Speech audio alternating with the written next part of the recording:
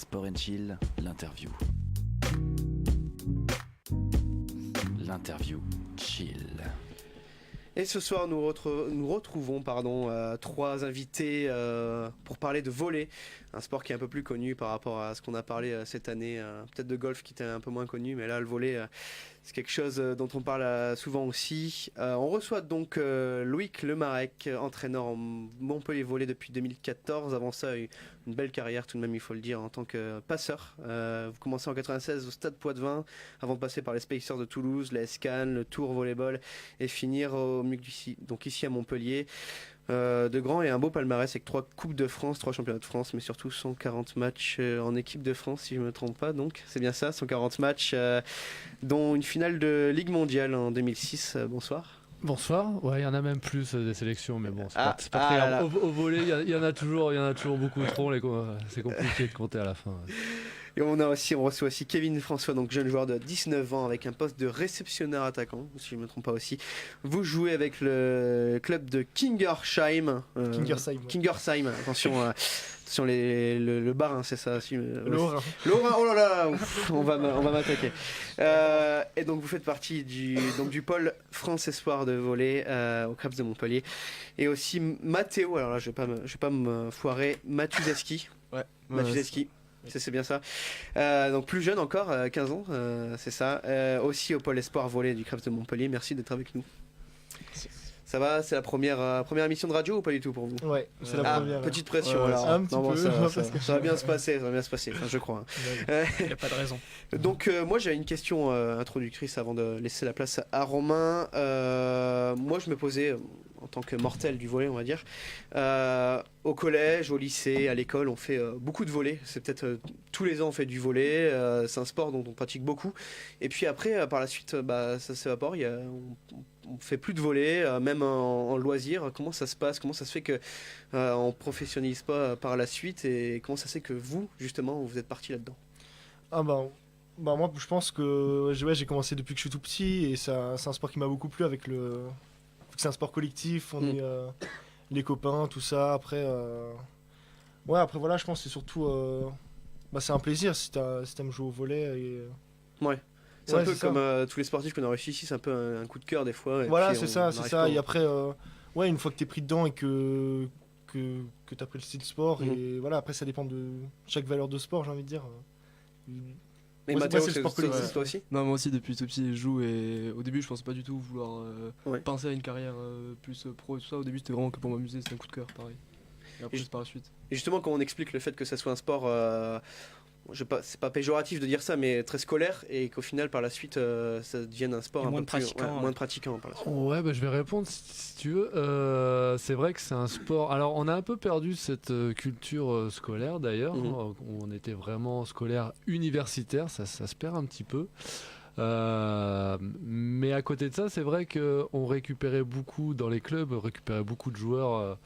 Mais qui avait un niveau un petit peu en dessous de ce qui pouvait se pratiquer en club, et ces nouveaux pratiquants n'étaient pas accueillis comme il faut et se lassaient assez rapidement parce que il y avait une équipe bien en place, et puis si on n'accrochait pas le wagon, on était un peu mis de côté, ouais. Un peu mis de côté, ouais, on peut le dire comme ça.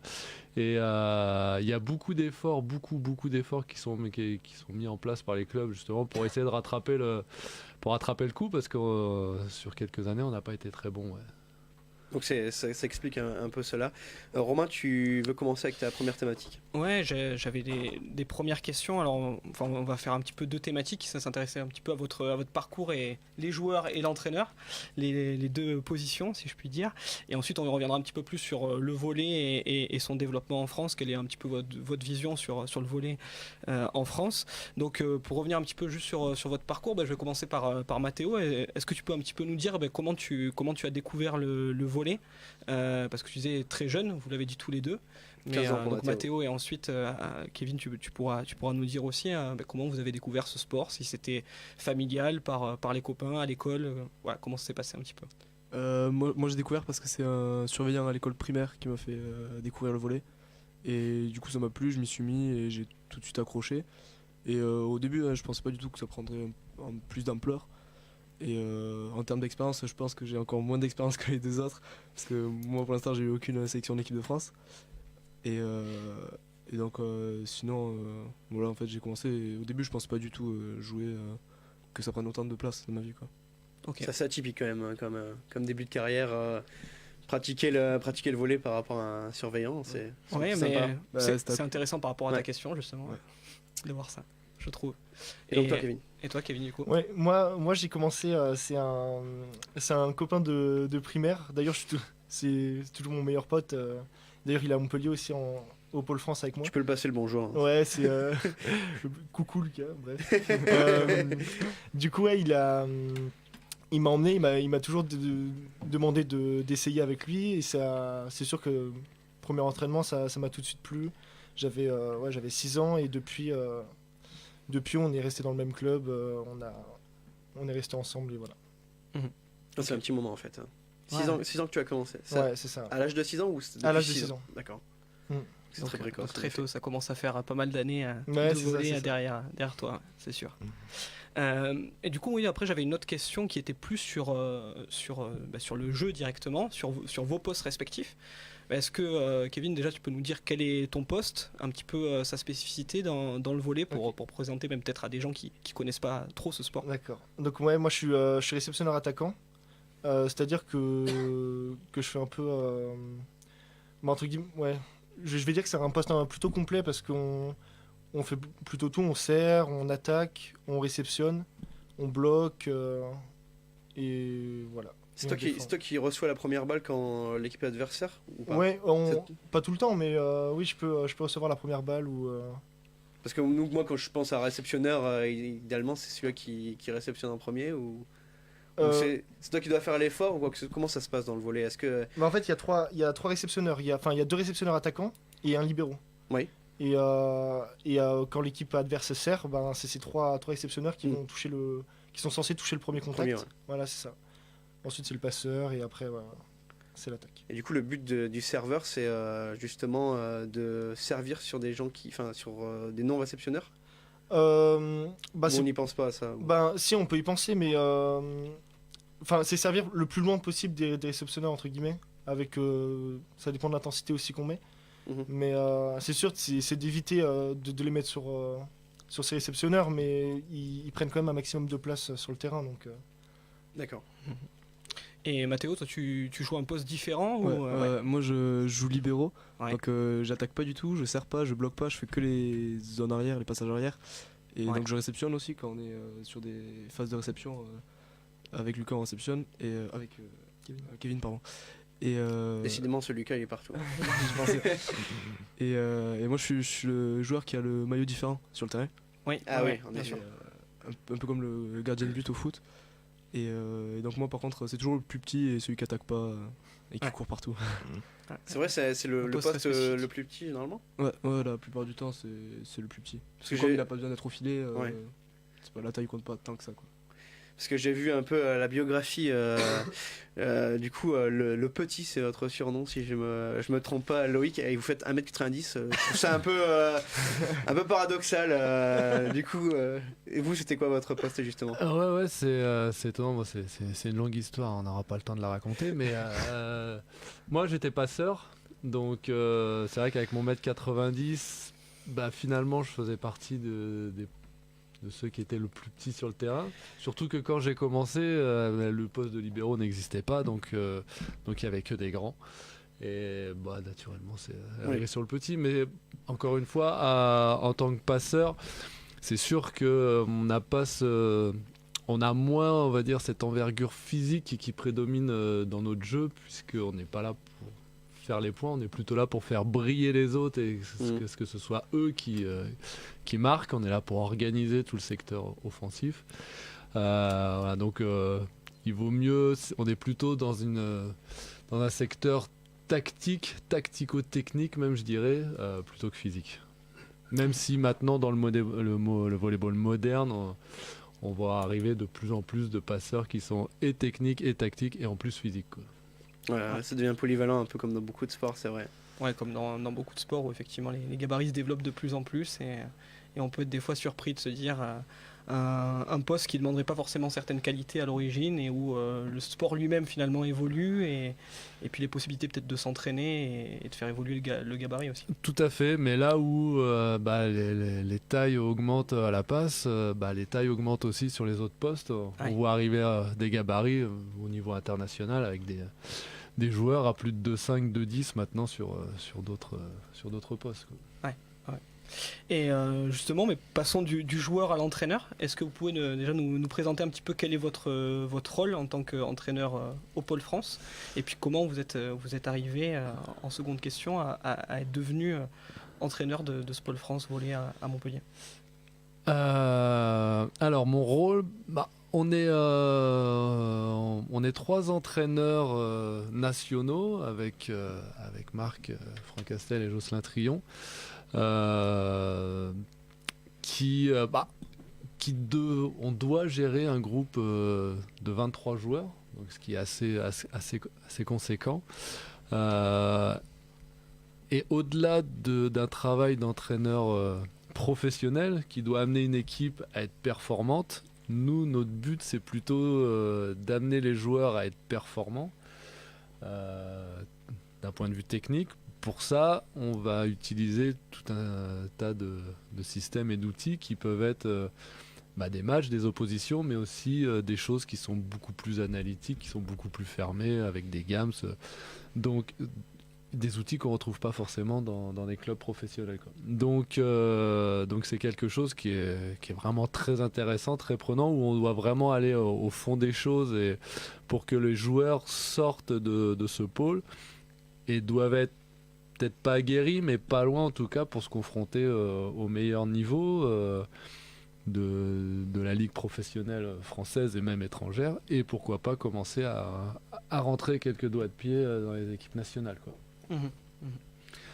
Voilà, donc oui, et puis c'est vrai que ça fait une dizaine d'années maintenant que Jocelyn et Marc sont sur ce pôle, mais c'était des groupes de 16 joueurs maximum. Le fait de passer à 23, en plus, on a 2 collectifs. Avant, il y avait une équipe. Maintenant, il y a 2 équipes.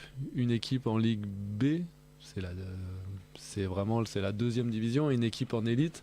Donc, tous les week-ends, il y a 2 équipes à manager, à coacher aux 4 coins de la France. Donc, voilà, on est 3. On est aidé aussi par Valentin, pas les oublier, et Hubert qui nous file quand même un sacré coup de main. Voilà, on est 3 et 5 et on n'est pas de trop, quoi. Et du coup, lorsqu'on parle de 2 équipes, ce sont 2 équipes d'une même catégorie ou justement de catégories différentes? Parce que là, je vois justement qu'on a Kevin et Mathéo et qui ont 2 âges différents, donc sans doute 2 catégories différentes, non? Oui, alors on va distinguer un petit peu Kevin qui est dans le pôle France, hein, c'est vraiment les 23 plus gros potentiels français, mais de sa génération. Mathéo, lui, est dans un pôle espoir, donc qui est l'antichambre du pôle France. Voilà. Donc les meilleurs des pôles espoirs rentrent, enfin les meilleurs potentiels intègrent après le pôle France, quoi.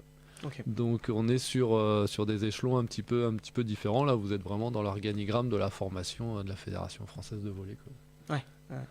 Et est-ce que du coup il y a quelque chose qui particulièrement vous plaît, vous intéresse dans ce contact avec les jeunes, justement? Peut-être, je pense qu'il y a d'autres ingrédients qu'entraîner des confirmés, des adultes. Après, même si bien sûr ça doit être passionnant. Ouais, bien sûr, mais je l'ai fait pendant quelques années. C'est vraiment, je vais pas dire c'est un autre métier, mais sur une équipe professionnelle, on a des joueurs qui sont déjà confirmés d'un point de vue volley. On n'est pas là pour les transformer, leur changer fondamentalement leur technique de réception, ou d'attaque ou de passe, je ne sais quoi. Ils ont des qualités et on doit faire en sorte que toutes ces qualités s'imbriquent pour former un collectif. On doit former un collectif. Donc quelque part, c'est presque plus du management qu'autre chose. Là, on est vraiment sur de la formation. Si on doit déstructurer un joueur techniquement pour qu'il devienne meilleur, on va peut-être perdre du temps pendant quelques semaines, quelques mois, mais on sait que quelques temps après, il en deviendra meilleur, quoi. Donc c'est un tout autre œil, une toute autre analyse, mais tout aussi passionnante, quoi.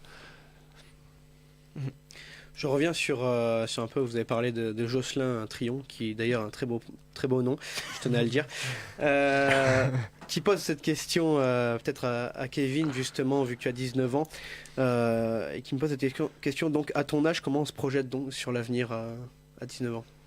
Ben, c'est sûr que là, maintenant qu'on est rentré dans ce pôle France, ben, on fait beaucoup d'entraînements, tout ça. Donc on est vraiment là ici pour se former pour le monde professionnel au volley. Donc c'est sûr que dans quelques années, peut-être déjà l'année prochaine, on serait amené à trouver nos premiers clubs pro, nos premiers contrats. Donc c'est sûr que pour l'instant, on privilégie plus j'ai envie de dire le volley plutôt que les études. Ouais, bien sûr. Déjà à cet âge-là, quoi. On parle justement des clubs pro. Il y a Bastien sur Facebook qui nous demande dans quel club rêvez-vous d'évoluer dans votre carrière? Est-ce qu'il y a un club qui supplante tous les autres? En France Qui ou à l'étranger, rêvait un peu le Real Madrid au foot, un peu Le Stade le Toulousain Stade en Toulousain en rugby, au volley, qu'est-ce que ça pourrait être pour vous? Montpellier au hand. Alors là, bonne question. Je sais pas, moi je connais juste. Montpellier, rien d'autre. Je sais qu'il y a des. Ouais, c'est ça. Non, mais c'est vrai que Montpellier était déjà un gros club. Qui fonctionne bien cette année, français, en ouais, c'est sûr. C'est sûr que ça fonctionne bien cette année. Après, c'est sûr qu'il y a quelques clubs en Italie, je pense à Modène ou. Oui, c'est vrai que c'est un grand pays, Voilà, on peut-être parlera après, mais c'est un grand pays de volley aussi. Ouais, c'est ça. Mais sinon, non, je. Bah, et toi, pareil, du coup c'est les clubs, les plus grands clubs qui font toujours rêver. Ouais, Après, moi, je sais que j'aimerais bien passer par Toulouse parce que c'est un club que j'aime beaucoup. Et comme j'aime Spacers, c'est là-bas, ça ouais, les Spacers. Mm. Et après, sinon, c'est les clubs les plus performants hein, pour aller le plus loin possible et essayer Ouais, de bien gagner sûr. le plus de titres. C'est ça le concept. ouais, en effet. Justement, on n'a pas parlé d'où vous êtes originaire. Est-ce que déjà vous venez de villes, voire de régions très différentes? Est-ce que vous pouvez nous le dire? Et puis du coup, est-ce que ça peut aussi vous amener à vous motiver derrière une équipe en particulier en vous disant voilà, si je peux être proche de ma région ou évoluer pour l'équipe de ma ville, voilà, ce serait une fierté supplémentaire aussi. Moi, je viens de la région toulousaine. Ouais. Toi, tu viens d'Alsace, c'est ça? Ouais. De Haut-Rhin. Du Haut-Rhin. Des coups Versailles d'ailleurs. Je sais que, enfin, en tout cas, quand on fait du sport et qu'on veut aller au niveau, on sait qu'il faut faire des sacrifices et peut-être partir loin de chez soi. Bien sûr. Après, quand il y a des clubs qui nous plaisent plus et qu'on peut y rentrer, c'est toujours bien, mais je pense qu'en étant jeune, on sait qu'il faudra partir loin des fois pour jouer. Être dans le club qu'on veut, c'est rare des fois. Ouais, bien sûr, c'est sûr. Mais bon, si on a une occasion d'évoluer, comme tu parlais du coup aux Spacers de Toulouse, au moins une ou deux saisons dans sa carrière, bon, ça peut être un objectif. Ouais. Je connais quelqu'un qui est passé par là d'ailleurs. En effet. Et justement, on va revenir un petit peu sur la question de la formation. Donc on a parlé donc, du pôle France et du pôle espoir. Est-ce que vous pouvez revenir, peut-être en démarrant par toi Mathéo, sur voilà, comment on intègre un pôle espoir? Il y a un fonctionnement de sélection de jeunes, voilà, comment ça fonctionne, et puis après Kevin, tu pourras peut-être nous donner le palier pour passer justement comment ça se passe du pôle espoir au pôle France. Avant le pôle espoir, il y a ce qu'on appelle les centres régionaux. Et ça part de là, en fait, les meilleurs potentiels et meilleurs joueurs des centres régionaux intègrent les pôles espoirs. Normalement, dans tous les pôles espoirs de France, il y a des journées de détection. Soit on peut demander à les faire, soit on est invité. Moi, en l'occurrence, on m'a demandé de venir pour les faire. Je voulais rentrer au pôle espoir et après, on nous dit si on est retenu ou pas. Mais avant, il y a quand même beaucoup de passages, comme les centres régionaux, les centres départementaux plus jeunes. C'est pas de suite un pôle espoir comme ça, sauf pour les potentiels physiques, très très physiques, qui peuvent rentrer comme ça d'un coup. On peut passer à notre deuxième thématique, Non, parce mais que sinon, tu voulais peut-être le palier Ah, pôle ok. France avant Bah, de passer à en la fait, seconde une fois thématique. qu'on a intégré le pôle espoir, on a un tournoi à la fin de la saison. C'est les Interpôles qui confondent tous les pôles espoirs de France.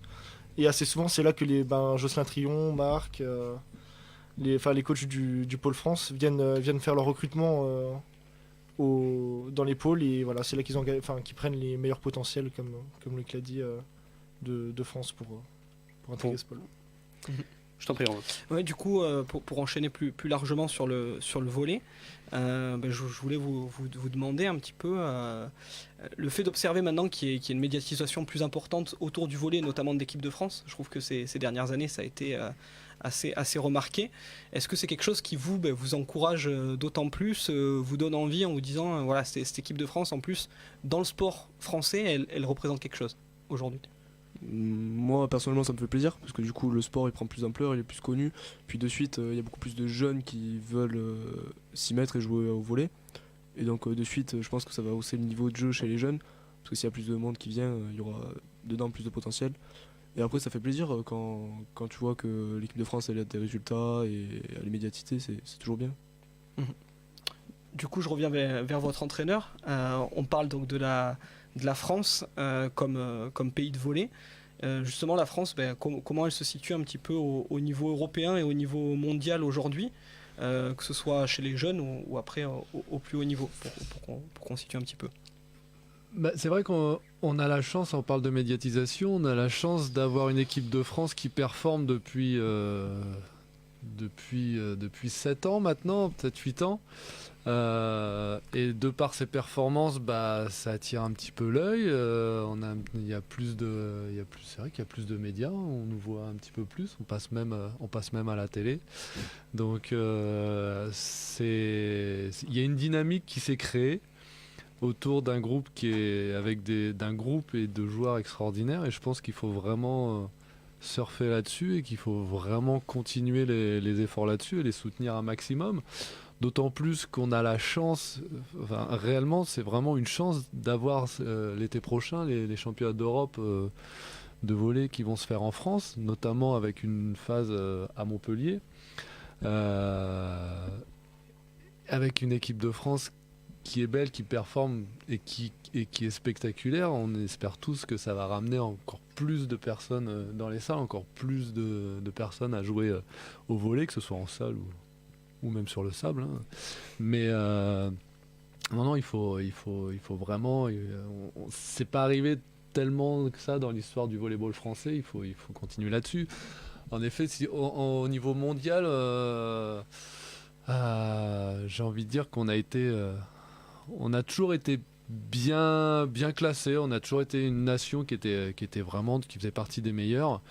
Depuis un certain temps, on a même réussi à être champion d'Europe, à gagner la Ligue mondiale, à se qualifier pour les Jeux Olympiques. C'était compliqué avant pour l'équipe de France de se qualifier pour les Jeux Olympiques. On se qualifie. C'est très réduit d'ailleurs les nombres d'équipes pour les Jeux Olympiques. Tout à fait, il y a 12 équipes et c'est par continent. Ce qu'il faut savoir, c'est que j'ai envie de dire 60%, 75% des plus grosses équipes au niveau international, elles sont en Europe.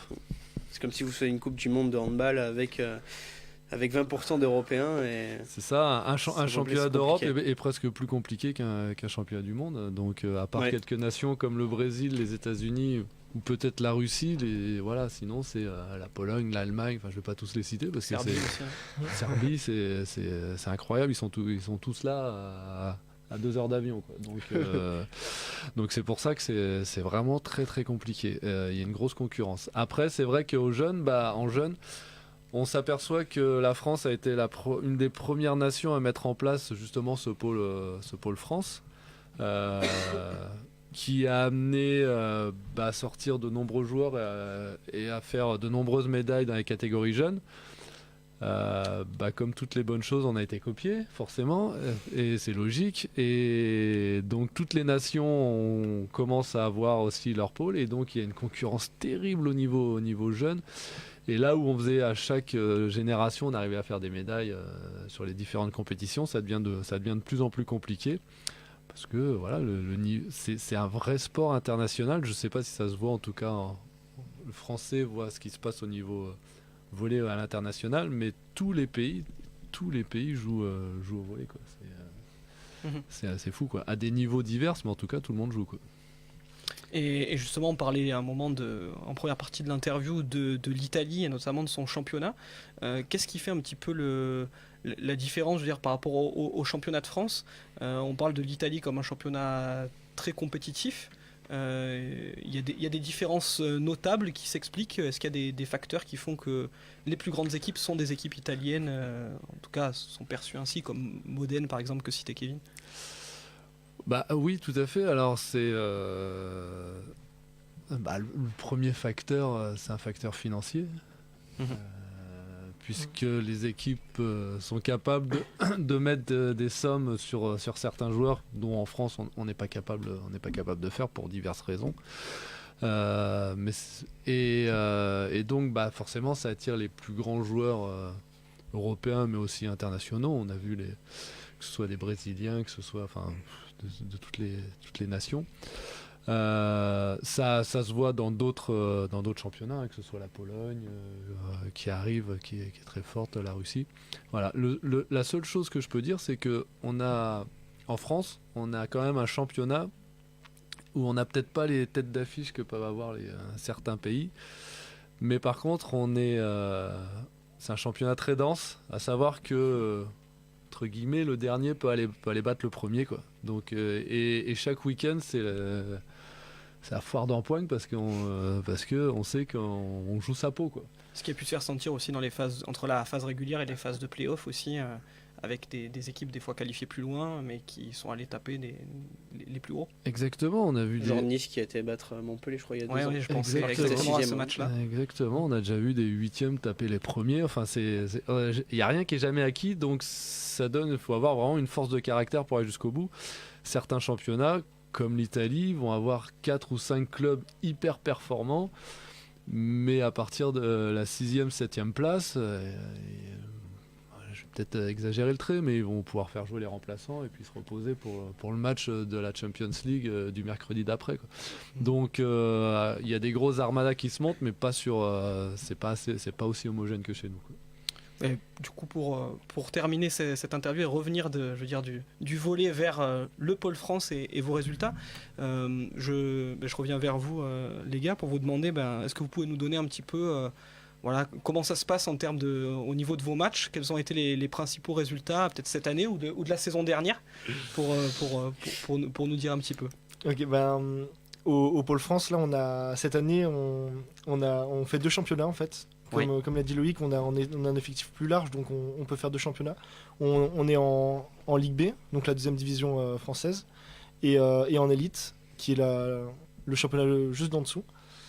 Et oui, en Ligue B, ça se passe pas terrible, puisqu'on n'a pas encore gagné un match. Là, on est à 2 points, on est dernier du championnat avec 2 points. Et en élite, par contre, ça se passe un peu mieux. Je pourrais pas dire les derniers résultats là, mais bravo, je te félicite pas. Non, je crois qu'on a 4 victoires sur. Il y en a qui jouera pas le prochain match. Non, où ça se voit un peu plus le niveau. Ok, bon, ça marche. Et les prochaines grandes compétitions j'allais pour vous, ça se passe quand et comment? L'équipe de France jeune, elle s'est terminée là sur ses derniers championnats d'Europe. C'était en juillet. Où on a perdu, on s'est pas qualifié pour les poulottes, j'ai envie de dire. Mhm. Et du coup, l'équipe de France jeune c'est terminé. Maintenant, ce sera les prochaines équipes de France, ce sera les seniors pour ceux qui auront la chance d'y aller. C'est à partir de quel âge les seniors, juste? De seniors, on peut intégrer quand on a le niveau, quoi. Donc, ok, bon, ça marche. Ça peut arriver tôt ou tard. Voilà, c'est ça. Pour les meilleurs, entre guillemets, ça arrivera plus tôt que d'autres, et pour d'autres, jamais. Bon, très bien, on va finir là-dessus et merci d'être passé avec nous et de parler volleyball ce soir. On espère tout le meilleur pour vous, donc pour l'équipe de France ainsi que pour votre championnat. On espère que ça va aller mieux pour vous. Et puis à la prochaine. Merci aux Krebs évidemment de nous avoir invités à cette émission. Et puis nous on va se quitter avec une deuxième pause musicale. C'est Tears for Fears, Everybody Wants the Rule of the World.